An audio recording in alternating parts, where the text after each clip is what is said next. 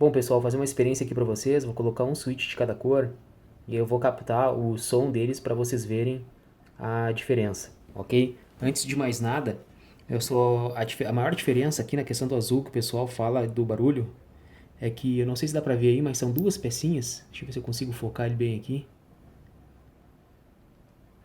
São duas pecinhas, tem um componente branco ali dentro e eles batem, né? Batem um no outro. Então a parte azul aqui de cima e a branca inferior ali, uma bate na outra. Bom, então acabei de fazer a troca dos switches, pessoal. Sem a keycap, o som do azul, do marrom,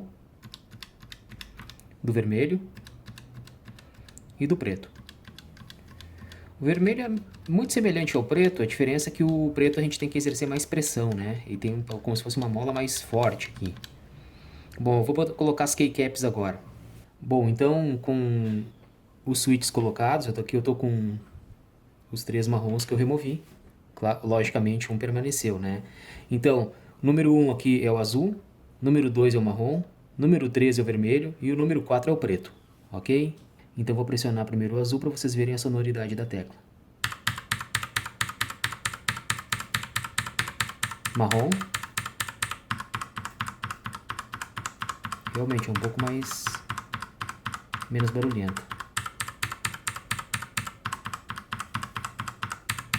Azul, marrom, vermelho,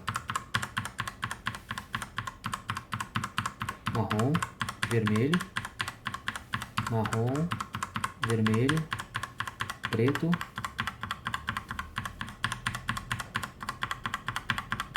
vermelho, marrom,